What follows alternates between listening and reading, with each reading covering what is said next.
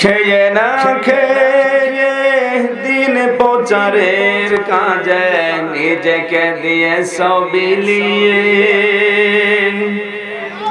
তায়েফের কাফেরেরা চিনল না আলো, দুষ্ট ছেলেদের পিছু দিল লেলিয়ে। পাথরের আঘাতে ক্ষত বিক্ষত হয়ে সারা শরীর থেকে রক্ত ঝরে। হে রাসূল তোমাকে ভুলি আমি কেমন করে, হে রাসূল তোমাকে ভুলি আমি কেমন করে। দাও খোদা দাও আমায় আবার ওমার দারাজ দিন।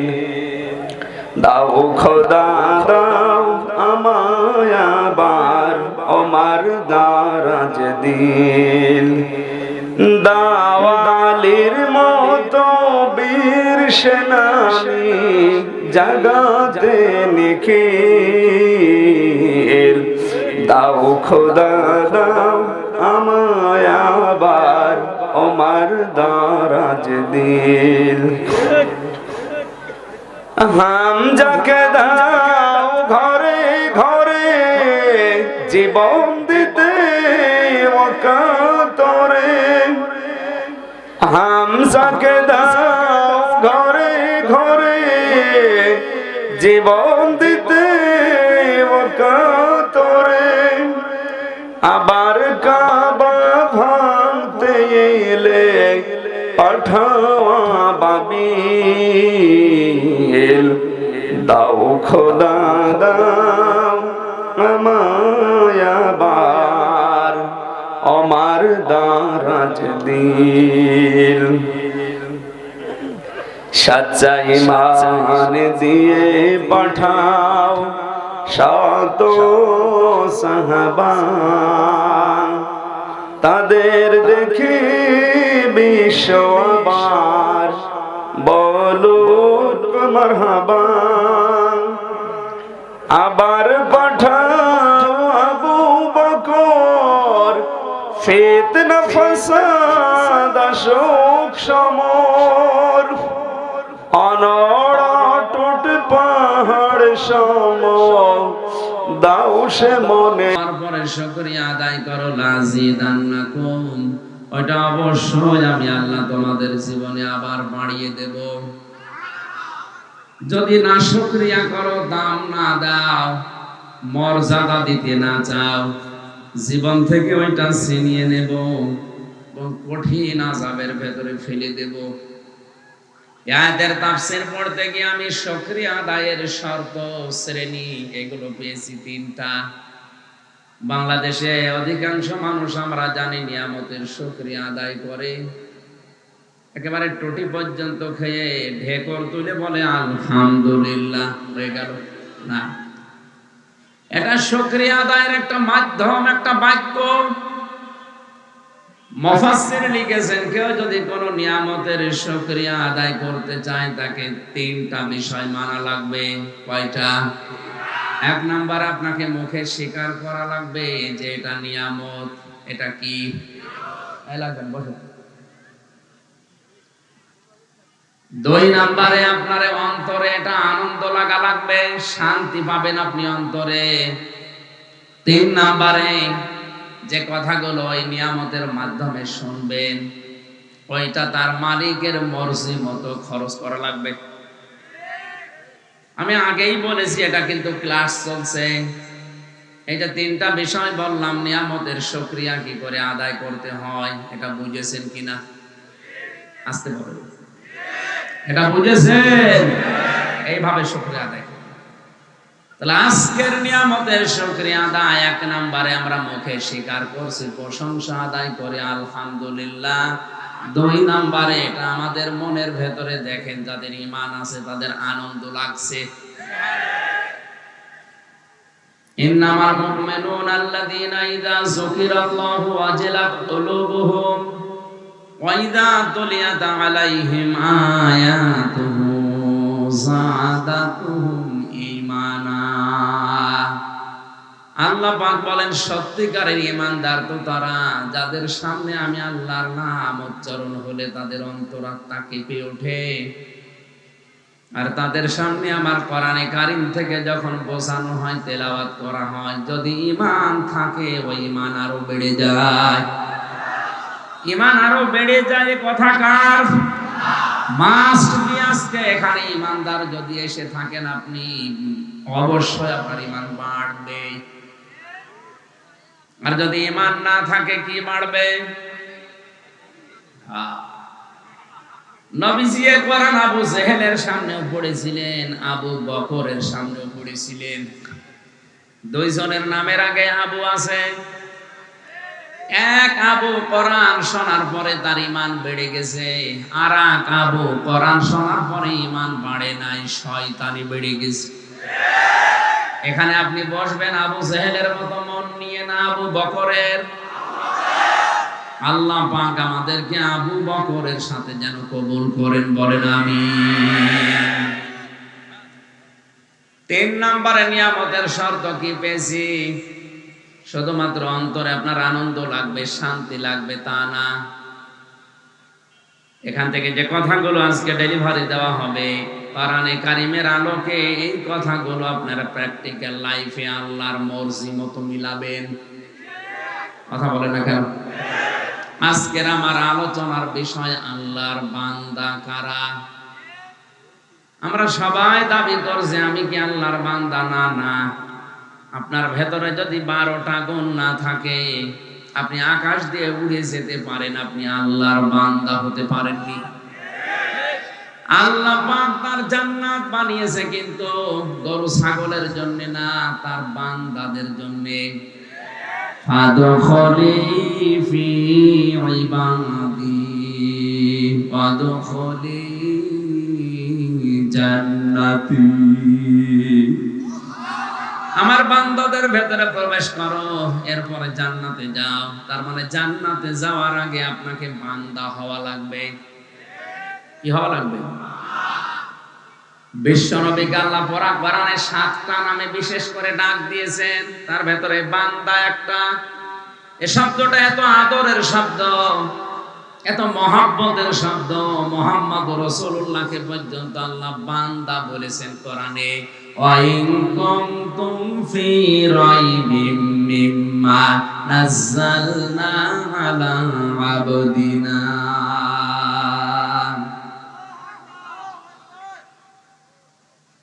সিরাজগঞ্জবাসী, আজ বাংলাদেশ, ভারত, পাকিস্তানে কত মানুষ বুঝে না বুঝে বিভিন্ন পীরের বান্দা বা গোলাম দাবি করে। এলাকায় পীর আছে কিনা আমি জানি না, অত জোরে বলো দরকার। পীর কি খারাপ জিনিস? পীর মানে উস্তাদ, শিক্ষক, মুআল্লিম।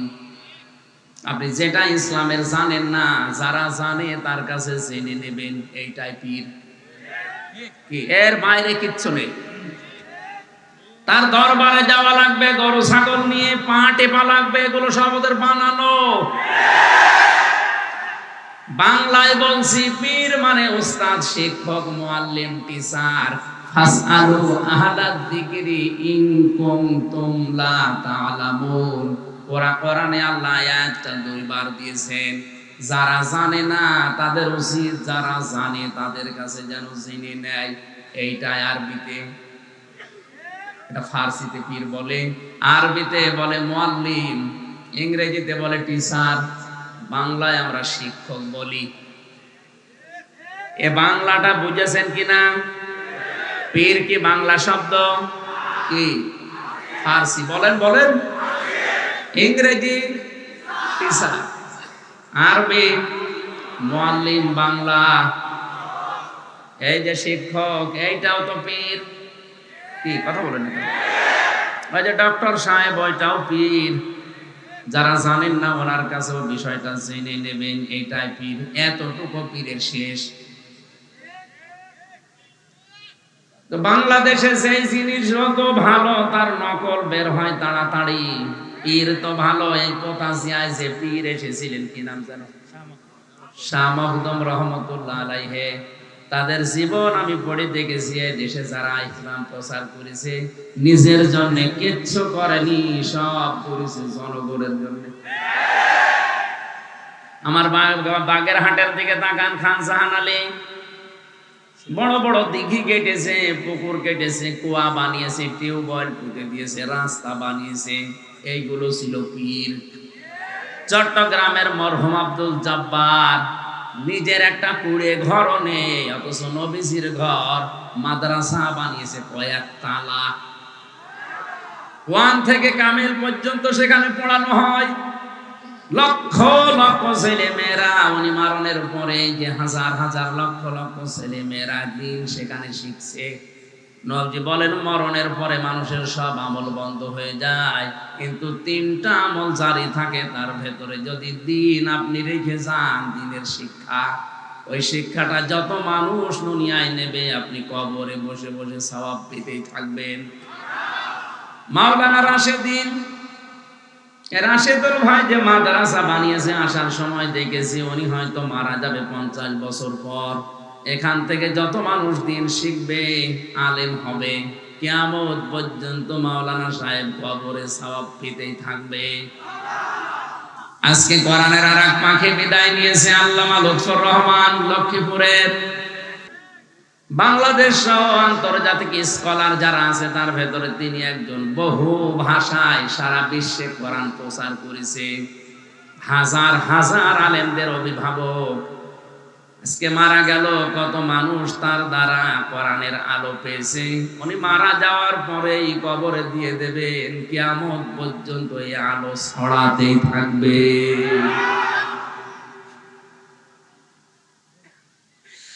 সিরাজগঞ্জবাসী, আমি যেটা বোঝাতে চাই এখানে, পীর শব্দটা ভালো আমরা উল্টা অর্থে নিয়েছি, কারণ অধিকাংশ মানুষের শব্দটা নিয়ে ব্যবসা করে খায়। এই কারণে আজকে থেকে ক্লিয়ার যে যারা জানেন না, যারা জানে ইসলামের বিষয় তার কাছে জানতে যাবেন। এইটার নাম ফার্সিতে পীর বলা হয়। এর বাইরে কিছু করা তার জন্য আপনি পারবেন না, খুশি করতে পারবেন না। আপনি মনে করেন যদি পীর সাহেবকে একটা এরকম শাল চাদর দিয়ে খুশি করব, আরে ভাই আপনার আগে আপনি তো 2000 টাকার শাল কিনেছেন, আপনার আগে একজন 5000 টাকার শাল ওরে দিয়ে গেছে। পৃথিবীর মানুষকে খুশি করা মানুষের দ্বারা সম্ভব না, কারণ এই যে পেটটা, আল্লাহর নবী বলেন মানুষের এই পেট ভরবে না কোন পর্যন্ত জানো? পৃথিবীর মানুষকে যদি বলা হয় 1 মাঠ ভর্তি তোমাকে স্বর্ণ দেওয়া হয়েছে, সে বলবে আল্লাহ আমি যদি আর একটা মাঠ ভর্তি স্বর্ণ পেতাম তাহলে আমার ভালো হতো। আর একটা মাঠ ভর্তি যদি স্বর্ণ মানুষের পেট ভরবে না, মাটি ফেটে যায়।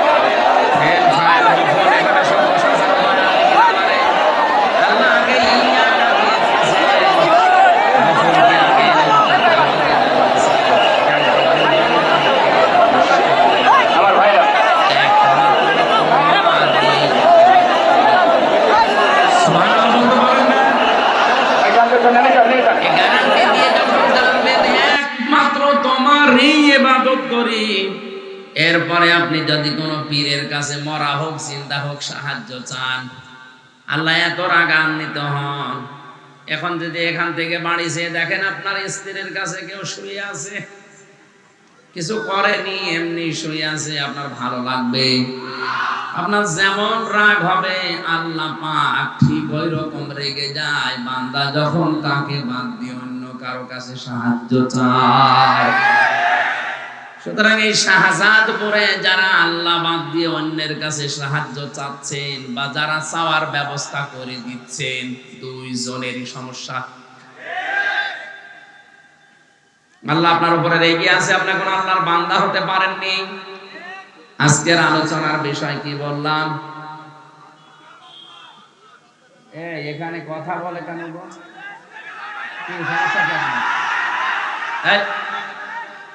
এখানে হয় বসেন না চলে যান।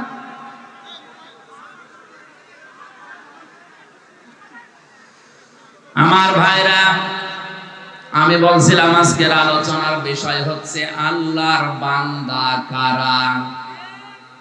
আমরা আল্লাহর বান্দা হওয়ার চেষ্টা চালাবো ইনশাআল্লাহ। দরুদ আর সালাম পড়ছি নবী মুহাম্মদ রাসূলুল্লাহ সাল্লাল্লাহু আলাইহি ওয়াসাল্লামের প্রতি। এখানে একটা তথ্য আছে, আলেম আছে না, আলেমদেরকে বলছি এবার।